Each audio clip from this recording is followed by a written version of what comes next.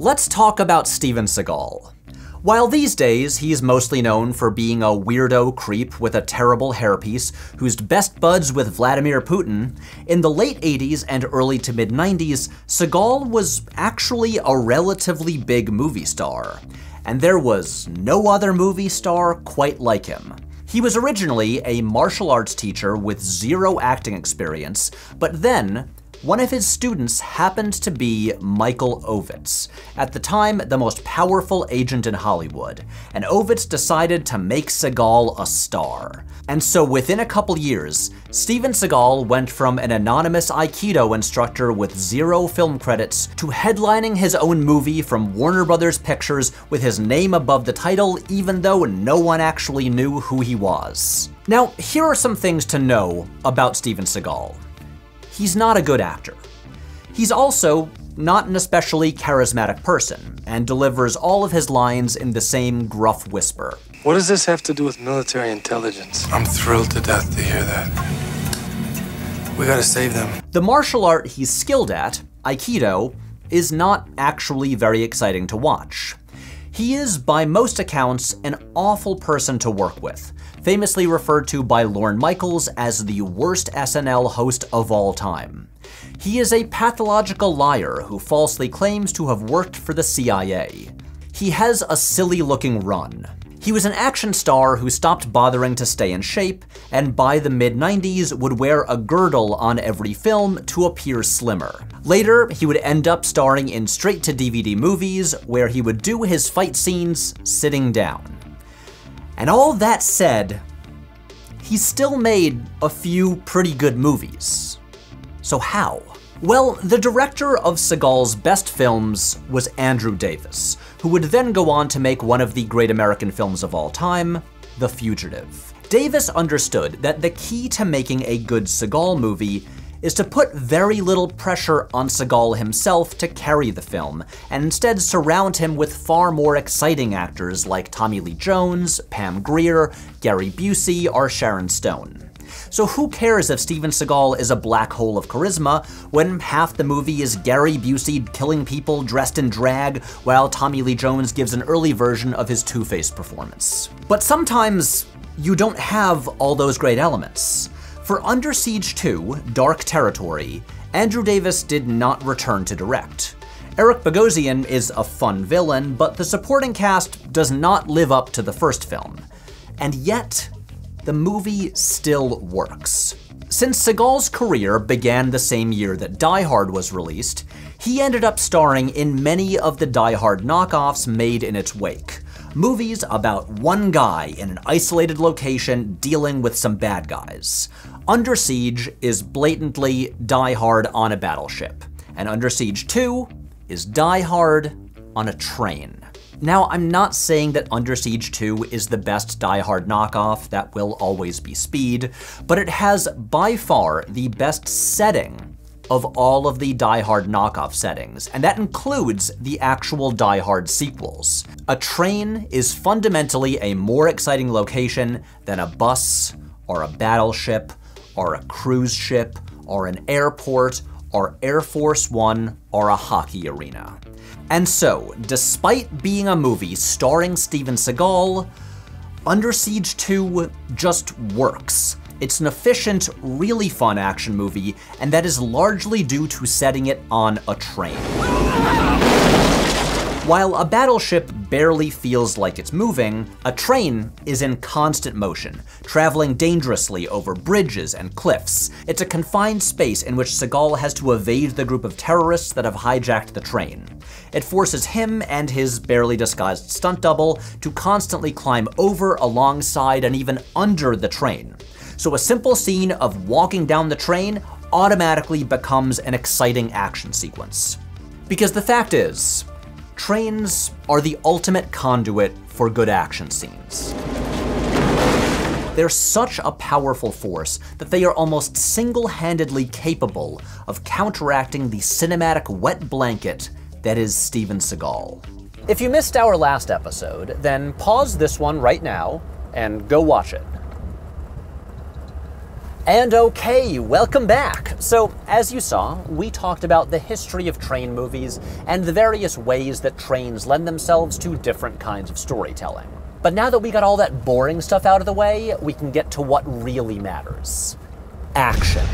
And for this, it's time to bring back a series that's been laying dormant on this channel, collecting a thick layer of dust and a whole lot of mold over the past 5 years. Friends, welcome to Blue Flame Special. You're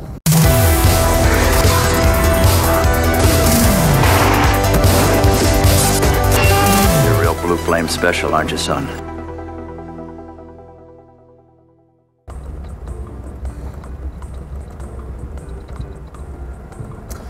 Good morning, and welcome to part 2 of 2 of our series on train cinema.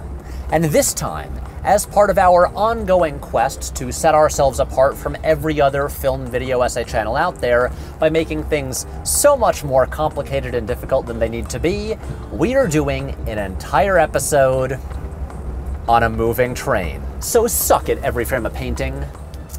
Actually, no, I take that back. I can't be mad at you guys. I love you guys. I'm so happy you're back.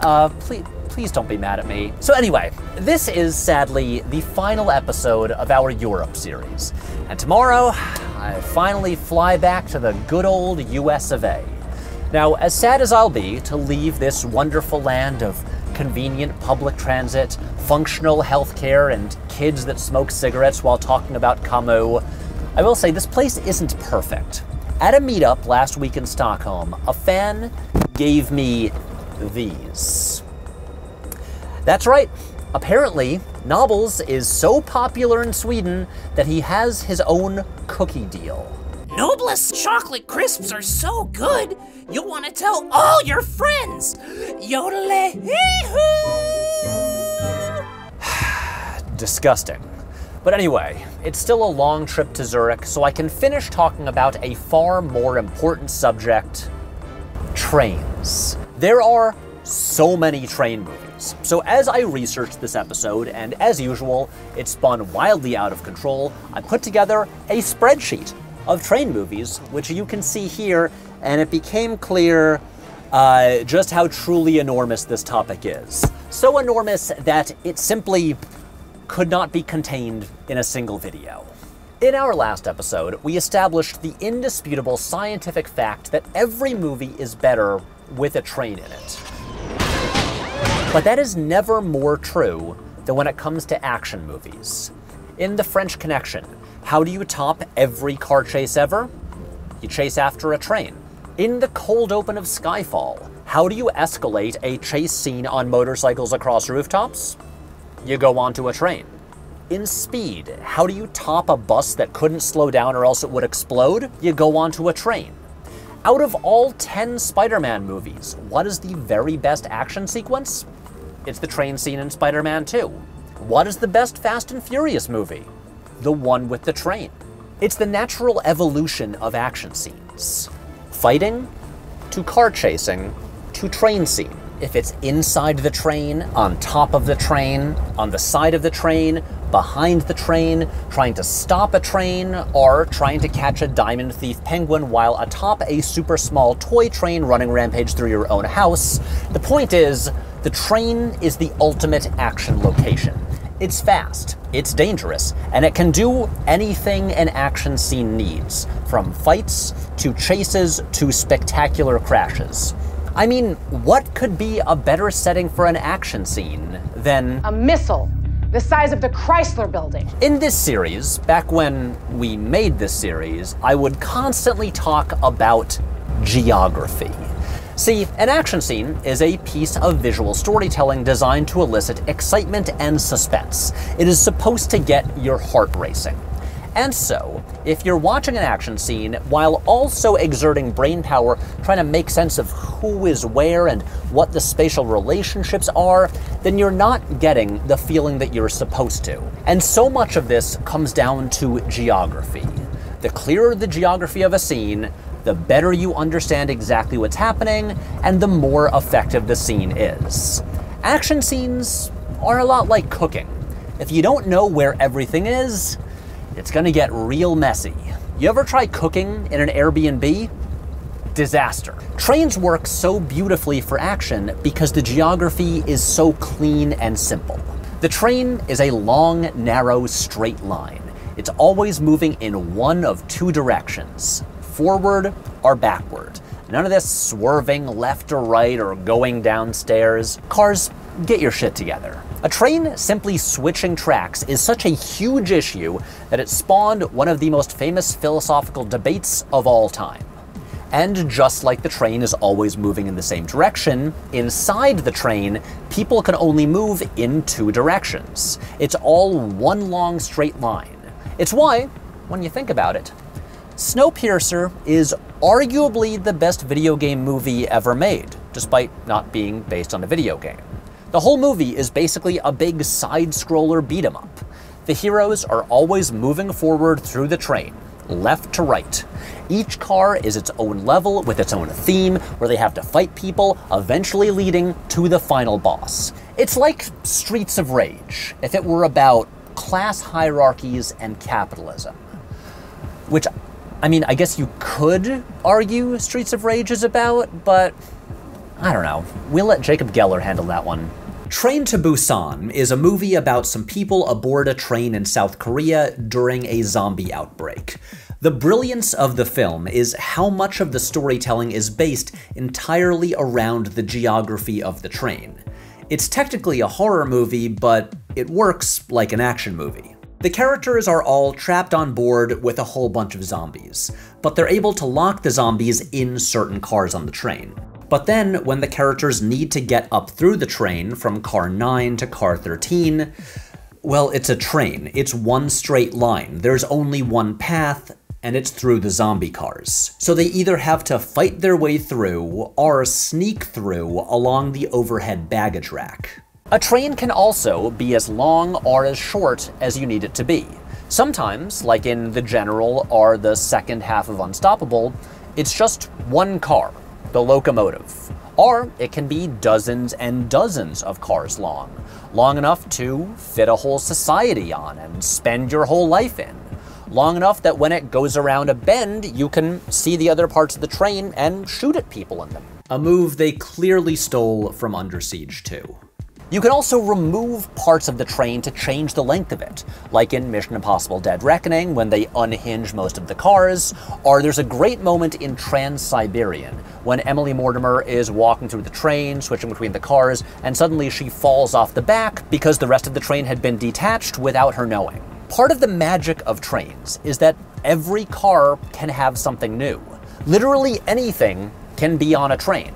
In Skyfall, there's a construction vehicle on the train that Bond uses to hide from gunfire and attack the guy he's chasing. The General has a cannon on one car, which leads to a great sequence where Buster Keaton is trying to shoot it at another train that he's chasing. In the climax of Dead Reckoning, the train is falling off a destroyed bridge, and Ethan Hunt and Grace have to scramble through multiple collapsing cars, including a kitchen that is catching on fire, and then a lounge that has a piano about to fall on them. Indiana Jones and the Last Crusade has a chase scene hop aboard a circus train where young Indy encounters a reptile car full of snakes, one car with a rhino that stabs its horn through the ceiling, another car with a lion, and finally, a magic trick car with a disappearing box that Indy uses to hide. And of course, inside Thomas the Tank Engine, I believe there is a full skeletal system, internal organs, and somehow the conductor has to walk through this horrifying fusion of flesh and machine. Isn't it weird that there are humans in the Thomas the Tank Engine world? That's like if there were people driving the cars in cars. How does any of this work? Who's really in control here? I feel like that is a 4-hour video that someone needs to make. But not me. So a major reason that superhero movies have returned to trains again and again is that even for characters with spectacular superhuman powers, a train is a lot to deal with. Look at Spider-Man 2 and compare how easily Spidey deals with a car, and then a little while later, trying to stop a train nearly kills him. Like in Back to the Future Part 3, The whole climax is built around a train, because in 1885, when the movie is set, a train is literally the only thing in existence fast enough and powerful enough to get the DeLorean to 88 miles per hour. Because trains are so narrow with such limited space, everything on them just inherently gets more tense, and that makes them a really interesting location for fight scenes. On a train, there's nowhere to run except the next car, and eventually the cars run out. There are often lots of innocent bystanders around who tend to get terrified if there's a fight and run away, like in John Wick Chapter 2 or The Raid 2, and that's always a good gag. And then sometimes, when the fight moves into a private compartment for some CQC, there's even less space to maneuver, making the fight even more intense. From Russia with Love has one of the best fights in the entire Bond series, all set in a small little compartment like the one I'm in now. It's so iconic that they basically just redid the thing 50 years later in Spectre. And sometimes with the train fight, like in The Fugitive, a transit cop will try to get involved. Recently, the Indian action movie Kill became an instant classic in the train action subgenre. It's nearly exclusively set on board a train, so it's an entire movie of cramped close-quarters fight scenes. It starts as a fairly regular action movie about a train robbery, and then it essentially becomes this ultra-violent horror movie, as the main character's grief and rage turn him into a monster. The train traps everyone on board, unable to escape this horrifying, endless cycle of violence that is set into motion in the first half. It is a hell of a movie, and a great train movie. Apparently the train is stopped for a little while, like in Murder on the Orient Express. Now this is the part where the audience starts asking, when is he gonna talk about Bullet Train? But folks, I'll be honest with you. Despite Bullet Train being an action movie with a great cast set entirely on a train, it's not one of my favorites. Mostly what it does with the train setting is it uses each stop to introduce a new character who gets on the train, which is fun. But most of the action is either flashbacks not on the train, or they're fight scenes in pretty spacious, unoccupied cars, so not really taking advantage of what the train offers. And despite being set on a high-speed bullet train, there's only one brief part where a character is on the outside of the train. If we're talking movies with high-speed trains, there's nothing here that wasn't done better in The Wolverine or Mission Impossible. But speaking of action movies with Japanese bullet trains, The Hunted is actually mostly pretty bad. It's not as good as Bullet Train, but it does have a scene where a group of ninja assassins attack the train and two people have to fight them all using the narrow train doorways as a bottleneck to kill them, and it absolutely rules. So viewed from above, trains are like this series of platforms moving at really high speeds. Any scene gets more exciting if it's happening on top of a train, since if you make one false move, you might fall to your death. In the bonkers train movie Emperor of the North, one of the most exciting things about it is just watching Ernest Borgnine sprint up and down the roof of a moving train. And he does it so much. In the climax of the first Mission Impossible, the train is going so absurdly fast that it's exciting just watching the characters try to hold on for dear life. Paddington 2 kind of does a bit of an homage to Mission Impossible, but here Paddington uses candy apples to stick to the top of the train. Paddington, what a silly little bear. Back to the Future Part 3 creates an exciting action scene just from having a woman in this big frilly dress, which is not ideal clothing for this, trying to climb along the outside of a moving train. And Runaway Train makes it way more intense by covering that train with ice, so it's all slippery. And of course, this makes the top of a train one of the greatest locations for a fight scene.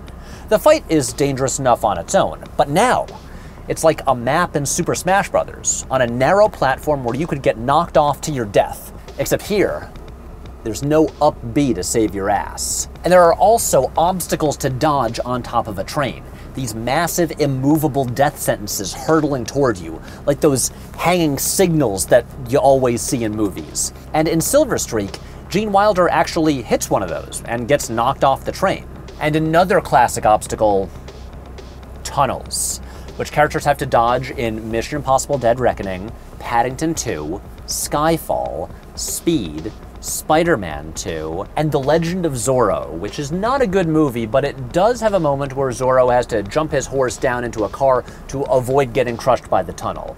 And then there's also a moment just like that in The Lone Ranger.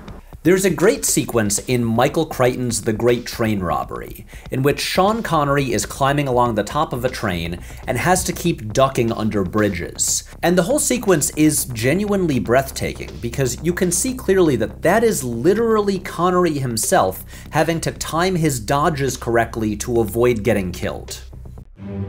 En ljuvlig smak av svensk paradis, noblesse. Chokladchips så drömligt tunna att de smälter direkt I munnen. Ooh, I can't wait anymore! I gotta have them now! Noblesse, den enda chokladen som godkänt av Sveriges favoritmedia And chocolate. ätaren.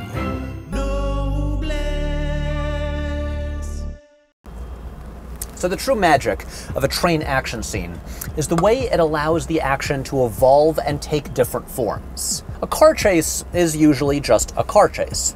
A fight is usually just a fight. But a train can be everything. It can be a chase, like in The General or Unstoppable, one train trying to catch up with another. Or it can be a chase on a train, with people moving through it or on top of it. And then when one person catches the other, a fight scene can break out.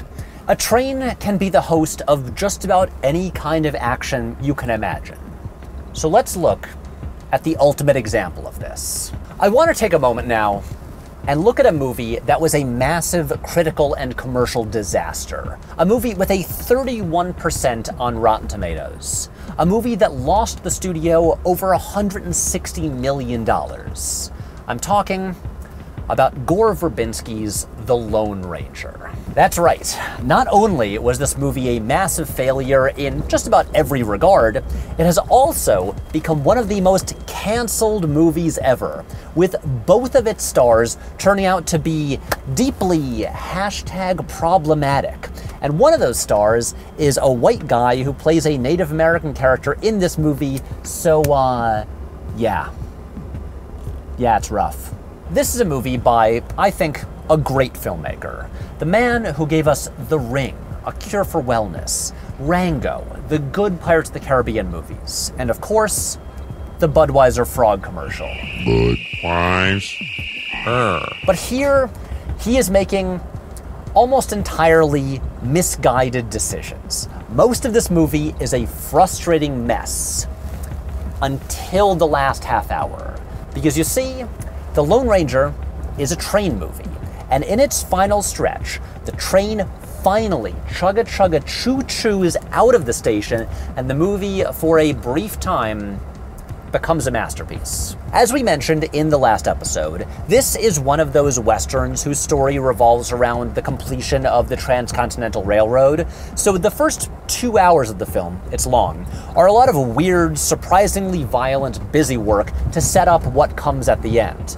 And what comes at the end is an astonishing action sequence that is maybe the most purely joyful piece of train action since The General, almost 100 years earlier. So let's break down this sequence and see how it works. In the build-up, the movie establishes the several elements that are in play here. There are 2 trains on a track, one containing loads of silver belonging to the bad guy. There are 2 hostages, the Lone Ranger's love interest, Rebecca, and her son, Danny, who are each on a different train. There are 3 bad guys, Cole, Cavendish, and Fuller.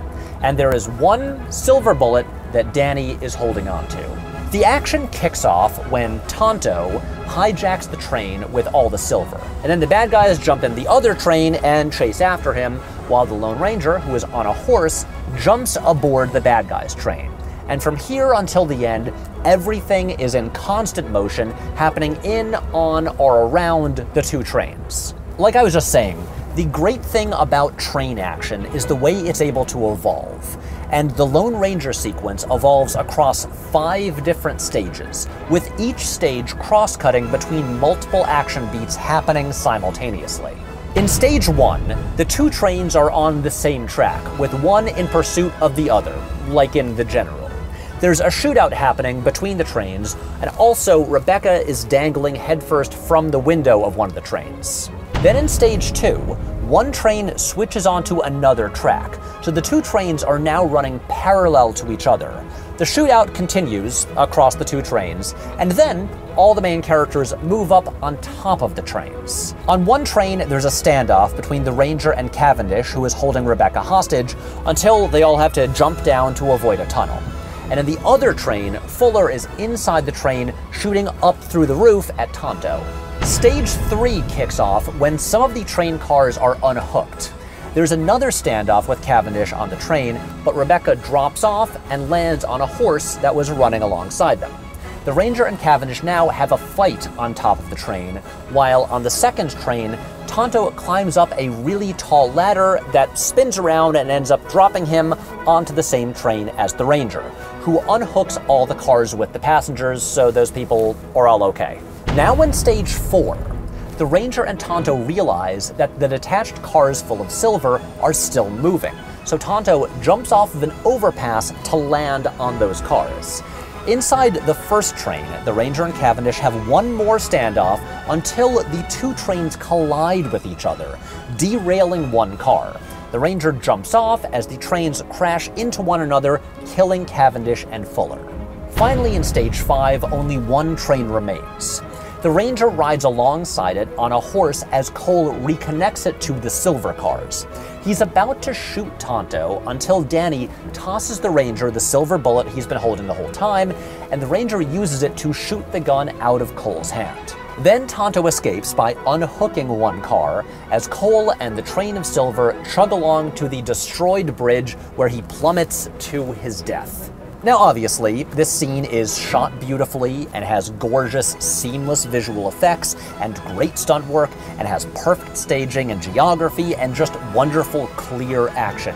Plus, it has Hans Zimmer going absolutely wild, stretching the William Tell Overture out for like 20 minutes. But it's also a sequence that could only ever exist on trains. It's a sequence that takes advantage of everything trains can do.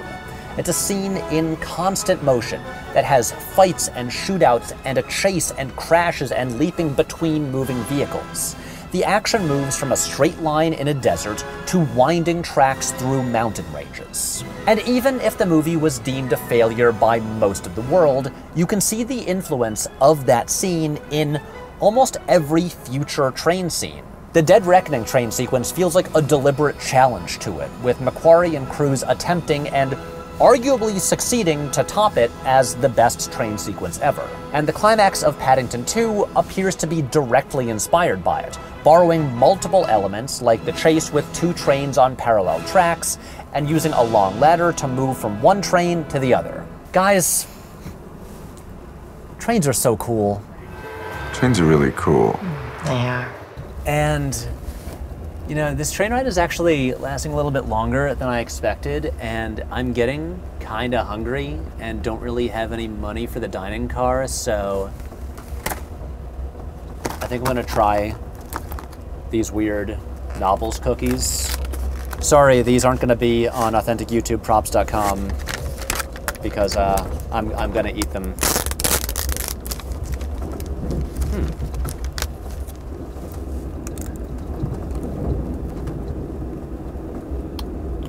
It brings me no pleasure to say this, but the Nobles chocolate is actually really good.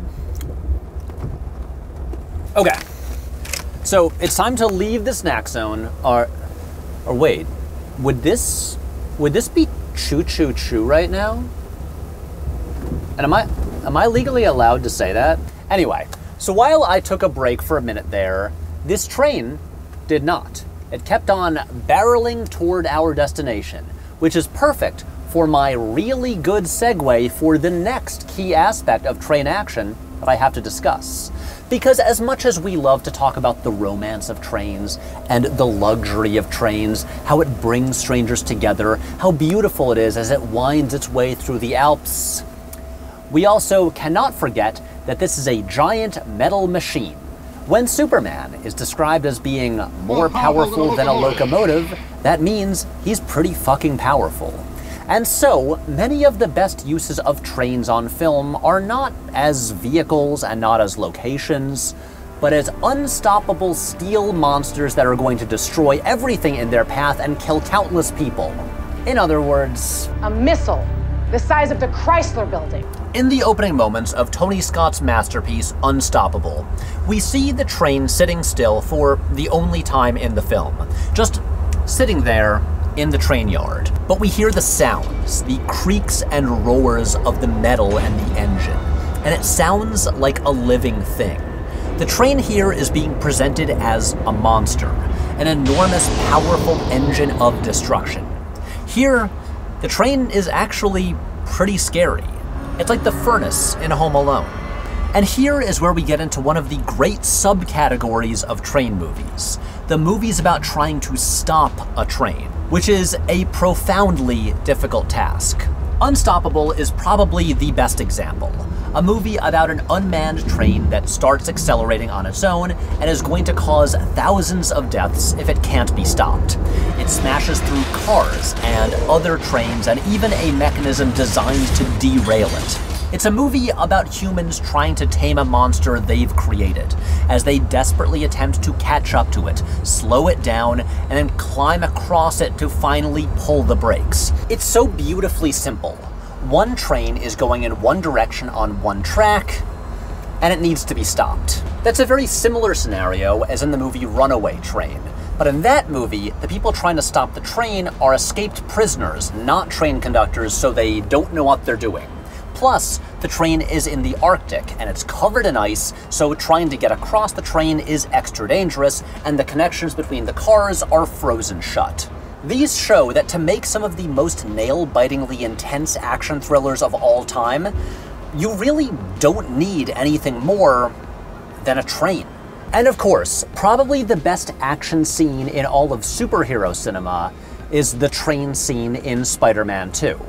We already talked about what a perfect setting for a fight a train is, a moving platform that you can fight inside of or on top of, or here, on the side of, while dodging bridges and tunnels and other trains.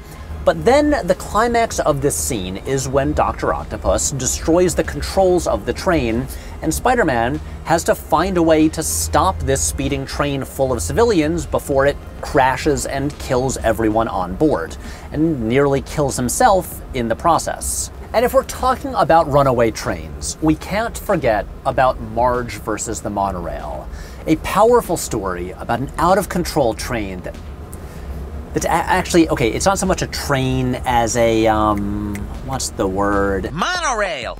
Right. Made all the more powerful by the fact that it's solar-powered. Solar power. When will people learn? That is only stopped by the power of donuts and Leonard Nimoy. You didn't do anything! Okay, that's enough random Simpsons clips for now. Maybe one more. Batman's a scientist. It's not Batman! One of the most underrated action scenes in the entire Fast and Furious series is the train heist in Fast 5. For one, it has this shot, where Dominic Toretto drives a car out through a hole in a moving train, which objectively rules. But what's unique about it compared to all the action scenes in the series is that this one involves a vehicle that none of the characters, who are the greatest drivers in the world, can actually control, which makes the whole thing feel extra dangerous. Also, a note to the producers of Fast X2, maybe consider a scene where Roman and Tej drive like a train-car hybrid down an interstate. I think that would be cool. Part of the pleasure of watching train action scenes is rooted in the same thing that makes great stunt work or great fight scenes so satisfying. Subconsciously, we are aware of the incredible physical ordeal required to execute this. A train in a movie is basically an enormous practical effect. John Frankenheimer's The Train, he's back again, is an incredible action movie, and part of what makes it so thrilling is just the scale of what's happening with the trains. Like, look at this one shot in which Burt Lancaster runs across a catwalk, slides down a ladder, then runs over and jumps onto a moving train. Think of how long it must have taken to reset that to do another take. Choreographing a shot that long with a moving train and a movie star doing his own stunts is just nuts. The Train is an action movie about the French resistance fighting the Nazis, but it's also very much about the train as a piece of machinery. The main character runs a train yard and knows how trains work. And so there's an emphasis on the technical minutia of trains that you don't usually see, as Lancaster's hero does everything he can to slow the titular train down and stop it from leaving France. The whole movie is about him trying to stop the train from making its way into Germany, but also without damaging any of the cargo on board the train. And at the end, spoilers, he succeeds by what seems like a relatively simple method. He breaks the track and causes the train to derail. But as soon as that happens and we witness the insane weight of the train falling off the tracks, we're like, well, yeah, that's it. This would be impossible. Well, it's impossible unless it's the Polar Express, which once went off the rails and spun out across a frozen lake, and then managed to jump back onto the rails. But that is a very special case, and also a very special movie. The true magic of trains in action movies is that they simply do not stop moving. Speed has one of the all-time great action movie premises because once it gets going, it is literally unable to let the energy drop. The plot requires it to stay at full intensity the entire time. In other words, it's like a train, which makes sense because Graham Yost, the screenwriter of Speed, was inspired to write the movie by another movie with a similar premise, the 1975 Japanese action movie The Bullet Train, not to be confused with Bullet Train, about a train with a bomb on board that will explode if it slows down. And with so many of these stories about runaway, out-of-control trains, these enormous, unstoppable machines, they often lead to one of the greatest sights that cinema can offer. Something that has been thrilling audiences for over 100 years. The train crash.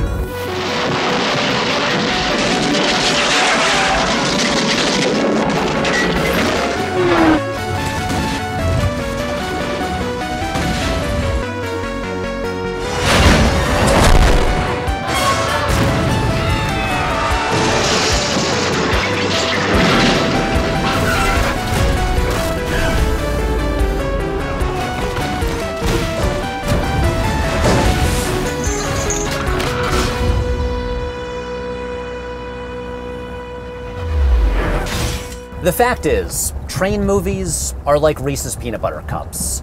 Two great tastes that taste great together. They've been around since the 1920s, and they'll be here long after we're all gone. And with that profound statement, like the movie Eurotrip taught us, all things must come to an end. Whether it's a series of video essays on trains and movies, a world-class vacation, or 90 minutes of cringy European stereotypes. And so, I think that's all I really have to say about trains and movies. So if you don't mind, I'm going to spend the rest of this train ride like we all do. Pretending to read, but really just kind of staring out the window, zoning out, and thinking about life.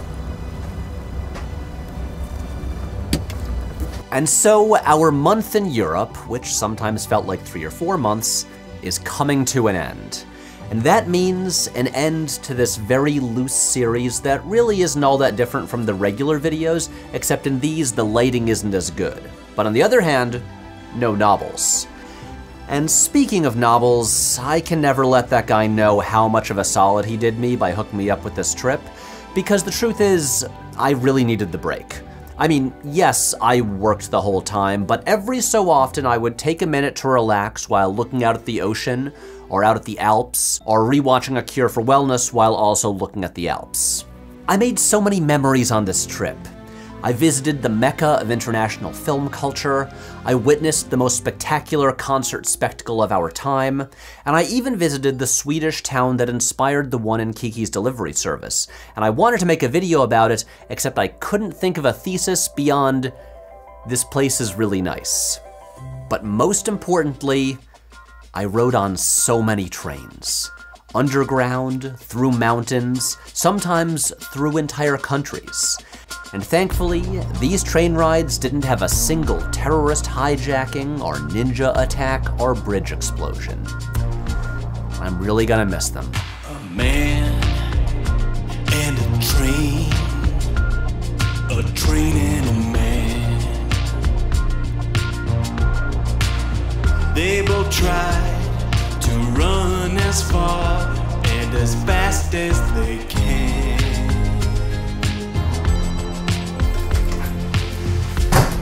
But a man's not a train, and a train's not a man. A man can... Lite tunna, att de smälter direkt i munnen. Oh, I can't wait anymore! I gotta have them now!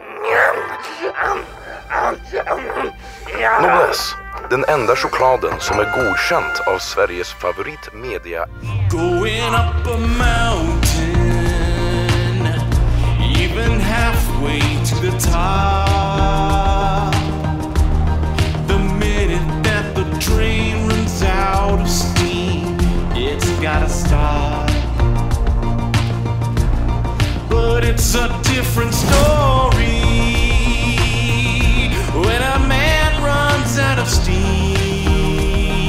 Well, folks, we did it. We got through 2 whole episodes about train movies. That is so much train talk. Was it too much train talk? Actually, no, it wasn't, because if you can believe it, there's more. See, working on these videos, I watched a lot of train movies, like truly so many train movies. I'm sure there are a few people out there who have watched more, but I'm pretty certain that I have now seen more train movies than most people alive on Earth today. So naturally, the one thing left to do was rank them. So I made an entire bonus companion video ranking the 20 best train movies of all time, according to me.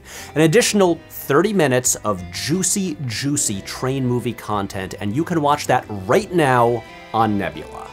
So you probably know all about Nebula at this point. It's the indie streaming service that I helped develop, where you can watch all of my videos and the videos from, I'm pretty sure, tons of your favorite creators with no ads. You can see new Jetlag episodes a week early. I have tons of bonus companion videos that are exclusively on Nebula, but the really cool part, the really most important part, is all of the original, totally exclusive projects Nebula has made and is making. Nebula is the only place where you can watch Night of the Coconut, our weirdo micro-budget feature film, or the Patrick H. Willems Star Wars Holiday Special, our season finale from last year. It's where you can now watch Dracula's Ex-Girlfriend, the new short film from Abigail Thorne and Valentina V, that I was the B camera operator on. And, I'm gonna lean in because this part is important, we are currently in intense pre-production on The Dinner Plan, my upcoming Nebula project that, while a short film, is also by far the biggest thing I've ever made. There are so many people working on it, we're casting it right now, and I'm just gonna say it, it's gonna be amazing. This thing is going to rule. Now, I'll be sharing a lot more about it very soon, so stay tuned for that. But if you wanna get in now so that you don't miss it when it's released, you can join Nebula with the link in the description or the QR code here, where you can get an annual plan that comes out to only $3 a month.